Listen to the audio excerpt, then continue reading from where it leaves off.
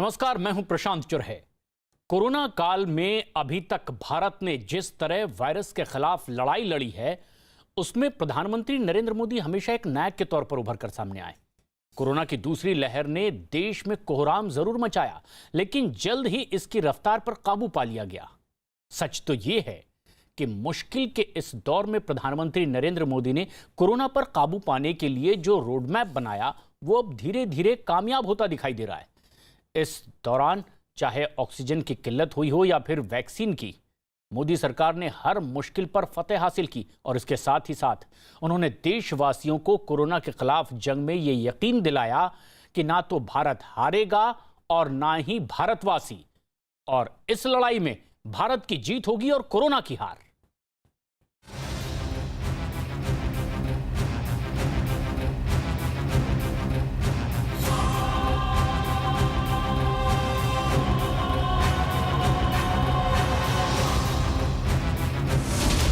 खत्म हुई वैक्सीन की किल्लत, महामारी पर वैक्सीन का नया वार। न हारेगा भारत, न भारतवासी।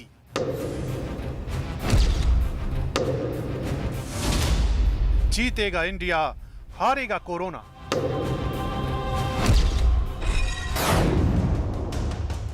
कोरोना की दूसरी वेव ने भारत में कोहराम मचा दिया, लेकिन मुश्किल के इस दौर में प्रधानमंत्री नरेंद्र मोदी ने खुद पर संयम रखते हुए महामारी से जूझते देशवासियों को बचाने के लिए एक ऐसा रोड मैप तैयार किया, जिसकी बदौलत आज देश कोरोना को एक बार फिर हराने की कगार पर है। 14 मई को पीएम मोदी ने प्रधानमंत्री किसान सम्मान निधि योजना के तहत 9.5 करोड़ से ज्यादा लाभार्थी किसान परिवारों के लिए 19,000 करोड़ रुपए की 8वीं किस्त जारी करने के बाद उनसे बात की। इस दौरान भारत में कोरोना की दूसरी लहर और देश में जारी टीकाकरण पर बात करते हुए उनका दर्द छलक आया। 100 साल बाद आई इतनी भीषण महामारी कदम कदम पर दुनिया की परीक्षा ले रही है। हमारे सामने एक अदृश्य दुश्मन है और ये दुश्मन बहुरूपिया भी है, और इस दुश्मन के कारण, इस कोरोना वायरस के कारण हम अपने बहुत से करीबियों को खो चुके हैं।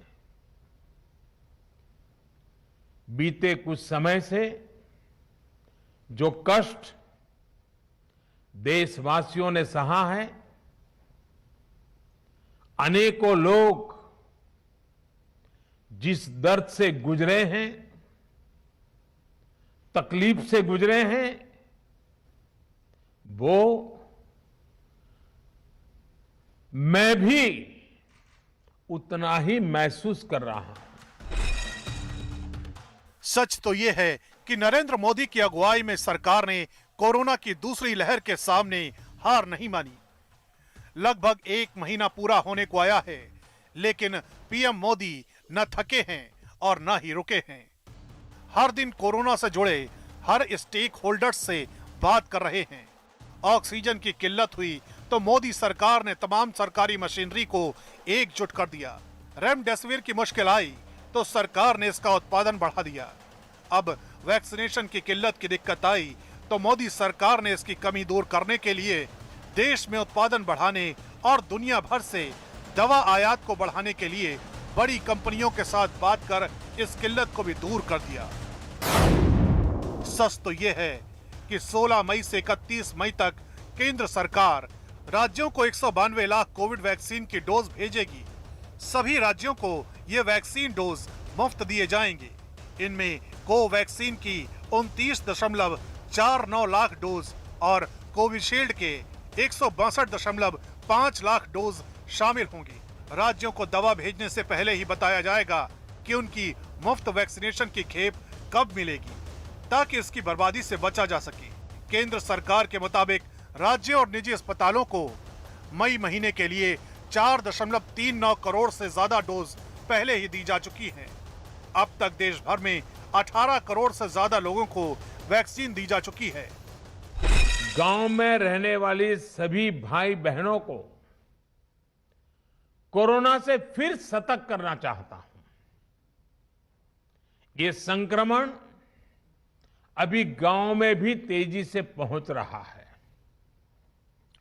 देश की हर सरकार इससे निपटने के लिए हर संभव प्रयास कर रही है। इसमें गांव के लोगों की जागरूकता, हमारी पंचायती राज से जुड़े जो भी व्यवस्थाएं हैं, उनका सहयोग, उनकी भागीदारी उतनी ही आवश्यक है। आपने देश को कभी निराश नहीं किया है। इस बार भी आपसे यही उम्मीद है। कोरोना वायरस की दूसरी वेव से ही देश और देशवासियों को बचाने के लिए ये पीएम नरेंद्र मोदी का ही बनाया रोड मैप है, जिसकी बदौलत आज भारत ने वैक्सीन की कमी और किल्लत को भी दूर कर दिया है। इतना ही नहीं, ये पीएम मोदी का ही फैसला है कि अब भारत की कोई भी कंपनी जिसके पास अपना इंफ्रास्ट्रक्चर हो और वैक्सीन बनाने में सक्षम हो, तो वो सरकार की सहमति और फार्मूला लेकर वैक्सीन का उत्पादन शुरू कर सकता है।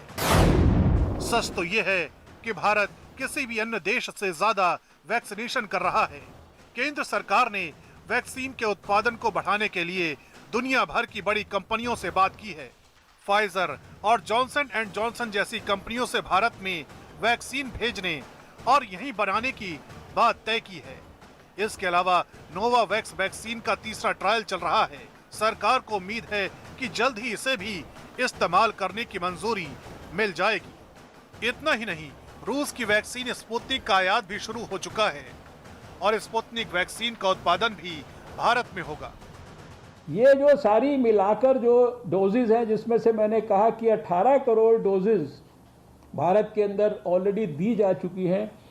ये जो डोजेज की संख्या है, ये करीब 51.6 करोड़ बैठती है। यानी जुलाई 31 तक देश को 51.6 करोड़ डोजेज जो है ये उपलब्ध हो जाएंगी और उसमें से 18 करोड़ डोजेज हम अभी ऑलरेडी लगा चुके हैं। केंद्र सरकार को भरोसा है कि जल्दी ही दवा और वैक्सीन की कमी का दौर खत्म होगा। देश बड़ा है और 18 से 45 साल की उम्र के लोगों की आबादी भी बड़ी है, इसलिए इस उम्र के लोगों के लिए वैक्सीनेशन की प्रक्रिया आसान होने में महज कुछ और वक्त लगेगा। इसके लिए भी मोदी सरकार न सिर्फ देश में वैक्सीन का उत्पादन बढ़ा रही है, बल्कि वैक्सीन को ज्यादा तादाद में आयात करने का फैसला लिया है। सरकारी सूत्रों के मुताबिक देश और विदेश की बड़ी कंपनियों ने सरकार को वैक्सीन सप्लाई के आंकड़े दे दिए हैं।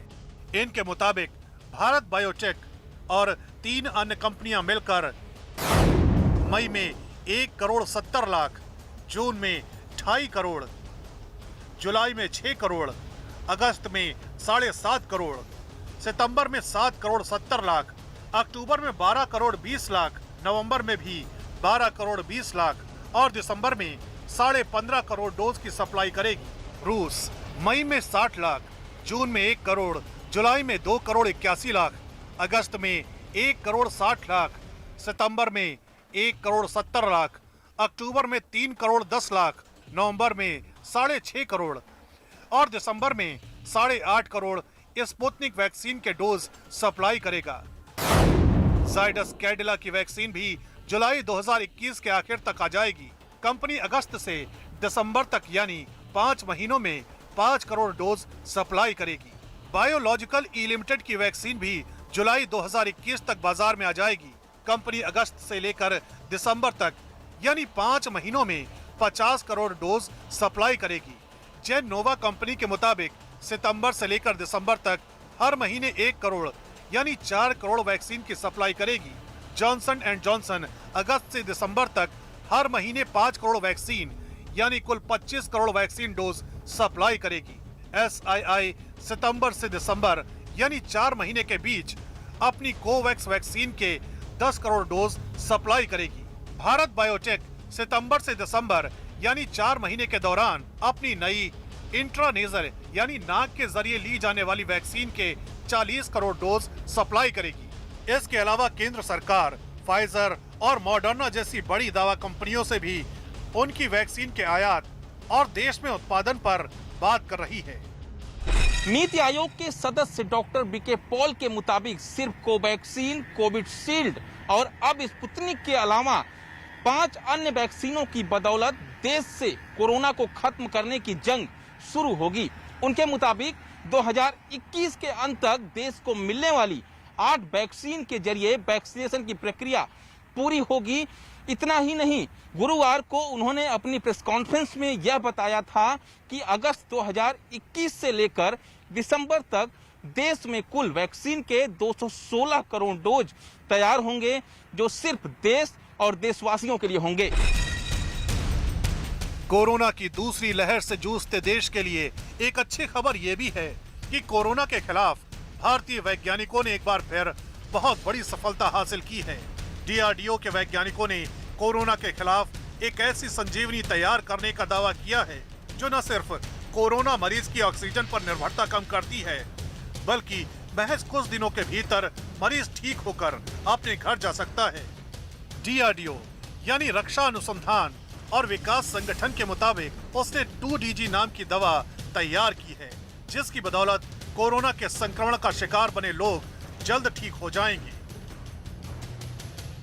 जो एक मैकेनिज्म है वो जो एंटीवायरल होने के साथ साथ ये एंटी इन्फ्लेमेटरी भी है, तो इस वजह से ये लंग जो डैमेज हो रहा है उस पर भी बहुत अच्छा काम कर रही है और इसी वजह से शायद हमें जो परिणाम मिले वो बहुत अच्छे मिले मरीजों में, और जो ऑक्सीजन की रिक्वायरमेंट थी पेशेंट्स की वो जल्दी खत्म हो गई, सप्लीमेंटल ऑक्सीजन की रिक्वायरमेंट। तो मैं ये कह सकता हूँ कि ये लंग्स पे भी बहुत अच्छा काम कर रही है एंटीवायरल प्रॉपर्टी होने के साथ साथ। सच तो ये है कि डीआरडीओ की 2DG दवा के 10,000 डोज अगले हफ्ते तक तैयार हो जाएंगे और कोरोना काल में इस नई संजीवनी के आने के बाद न सिर्फ भारत की दूसरे देशों पर निर्भरता कम होगी, बल्कि डीआरडीओ के दावे के मुताबिक कोरोना के लगातार बढ़ते मामलों पर भी लगाम कसी जा सकेगी। कोरोना पर देश को राहत देने वाली बड़ी खबर आई। सच तो यह है कि आज से कोरोना पर वैक्सीन के नए वार की शुरुआत हो चुकी है। सच तो यह भी है कि मोदी सरकार ने कोरोना को हराने के लिए हर वो जरूरी कदम उठाए जिसके जरिए इस पर लगाम लगाई जा सकती है।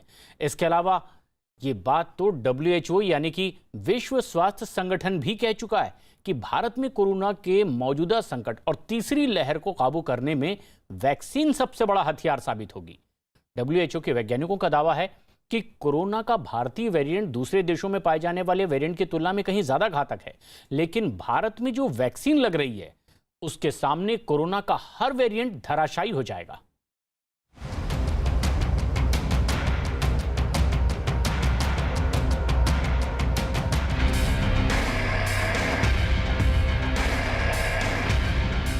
कोरोना की दूसरी लहर से जूझ रहे देश के लोगों के लिए एक और अच्छी खबर है।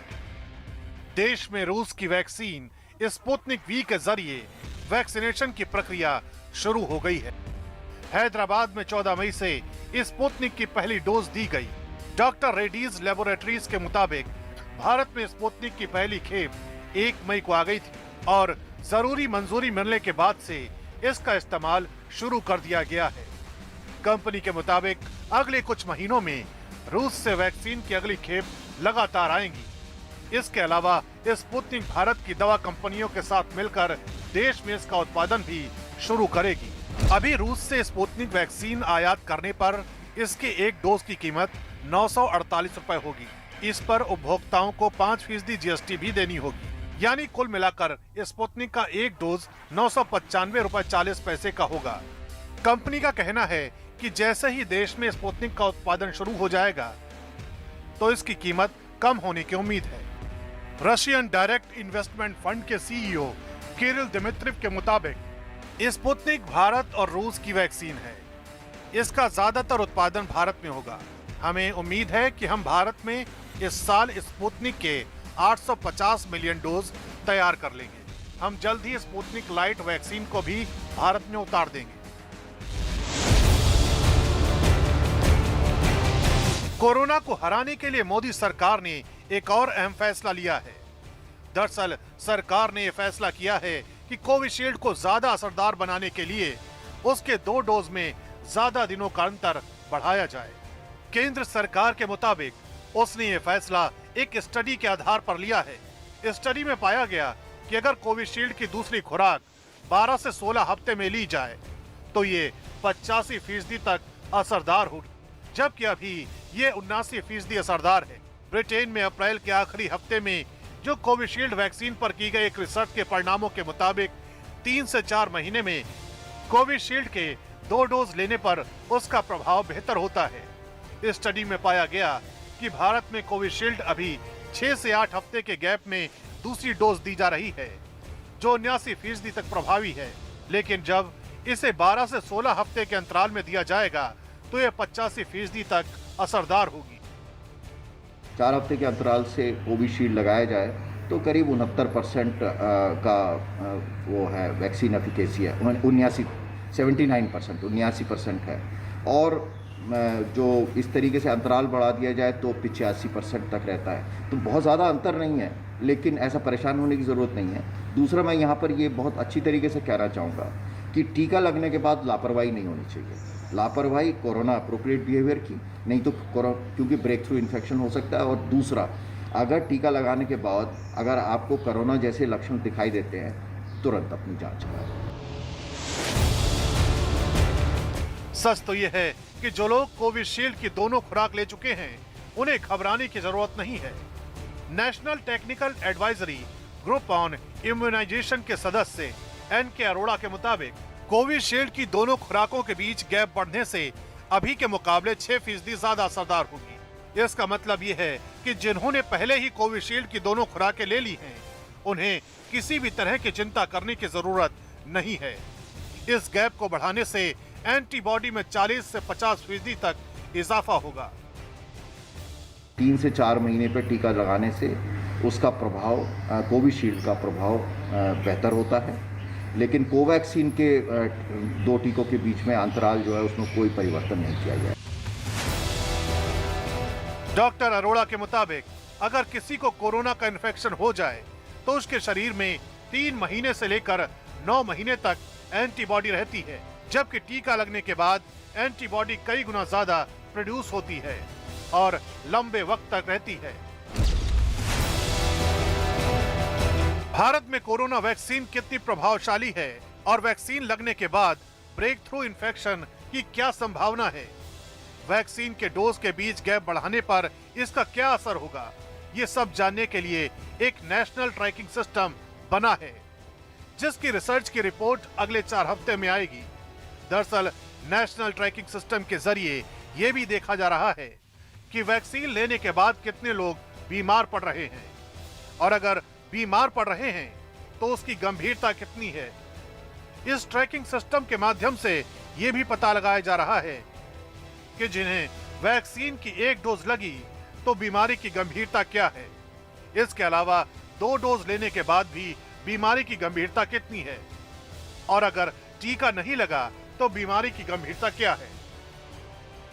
जहाँ तक टीका लग जाए तो 6 महीने और 12 महीने के बीच में एंटीबॉडी बनती है। टीका लगने के बाद एंटीबॉडी ज़्यादा प्रोड्यूस होती है, कई गुना ज़्यादा प्रोड्यूस होती है, और वो ज़्यादा लंबे तक रह सकती है। क्या करें? तो उसके लिए जो, जैसे मैंने बताया कि वैक्सीन ट्रैकिंग सिस्टम बनाया जा रहा है, जिसमें जिन जिन को वैक्सीन लगी है, जिनको नहीं लगी है और बीमार हो रहे हैं, उनकी बीमारी की गंभीरता का आंकलन किस तरीके से किया जाए, वो हमारे पास सारा आंकड़ा है।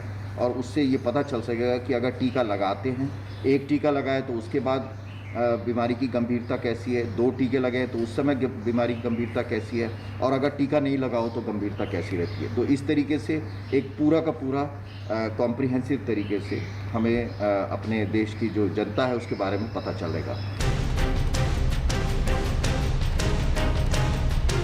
सच तो ये है कि ये तमाम कदम कोरोना पर लगाम कसने के लिए उठाए जा रहे हैं। केंद्र सरकार का दावा है कि वैक्सीन की कमी दूर करने के साथ साथ उसे अब रेमडेसिविर का उत्पादन और उसके राज्यों के बीच बंटवारे का काम सुचारू रूप से चल रहा है।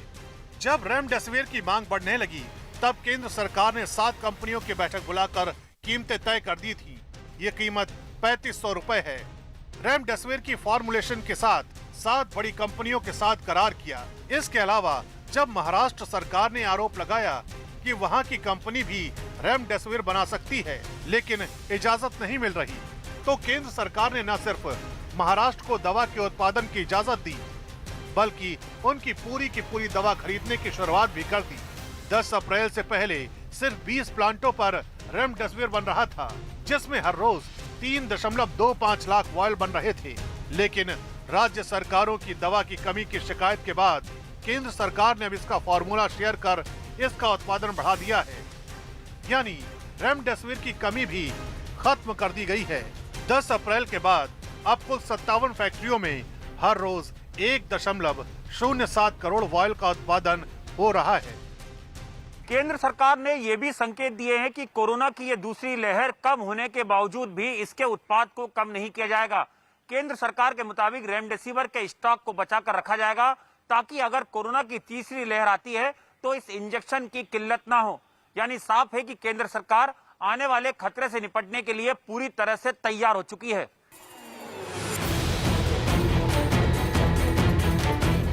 इसके अलावा कोरोना की दूसरी लहर के दौरान ऑक्सीजन की किल्लत भी देखी गई, लेकिन 20 दिनों में जिस तरह से पीएम मोदी के नेतृत्व में ऑक्सीजन की कमी को पूरा करने की एक मुहिम को जिस तरह से अंजाम दिया गया, वो दुनिया के सामने एक मिसाल बन चुकी है। 14 मई तक जारी किए गए आंकड़ों के मुताबिक 20 दिन में 126 मीट्रिक टन ऑक्सीजन से 7,900 मीट्रिक टन ऑक्सीजन तक पहुंची।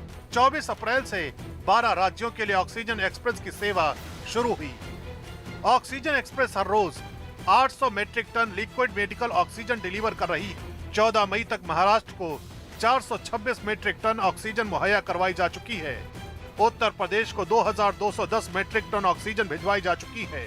मध्य प्रदेश को 408 मीट्रिक टन तो हरियाणा को 1,228 मीट्रिक टन ऑक्सीजन मुहैया करवाई गई। तेलंगाना को 308 मीट्रिक टन, राजस्थान को 72 मीट्रिक टन ऑक्सीजन भिजवाई गई। कर्नाटक को 120 मीट्रिक टन और उत्तराखंड को 80 मीट्रिक टन ऑक्सीजन भिजवाई जा चुकी है। वहीं तमिलनाडु को 80 मीट्रिक टन तो दिल्ली को 2,934 मीट्रिक टन ऑक्सीजन मुहैया करवाई गई है। सच तो यह है कि कोरोना काल में चुनौतियां बड़ी थी, लेकिन पीएम मोदी के प्रयासों ने हर मुश्किल को पार किया है। कोरोना काल के दौर में कुछ ऐसा वक्त भी आया जिसमें बेहिसाब मुश्किलें थी और दूर दूर तक वायरस से बचने का कोई रास्ता नजर नहीं आ रहा था। लेकिन भारत ने पीएम मोदी की अगुवाई में कोरोना संजीवनी खोजने के लिए जिस शिद्दत के साथ काम किया, वो अपने आप में काबिले तारीफ है। सच तो यह है कि दिन ब दिन नए रिकॉर्ड बना रहा कोरोना वायरस उस रूप में लौटा है जो पहले से कहीं ज्यादा डराने वाला है। यही वजह है कि राज्य जहां सख्ती बरतने को मजबूर है, तो वहीं पीएम मोदी भी लगातार लोगों से इस बात की अपील कर रहे हैं कि कोरोना के खिलाफ अगर कोई सबसे कारगर हथियार है तो वो है आपकी समझदारी, आपका अनुशासन और कोरोना प्रोटोकॉल। और सच भी तो यही है कि आज लोगों को एक बार फिर कोरोना से बचने के लिए एहतियात बरतने की जरूरत है।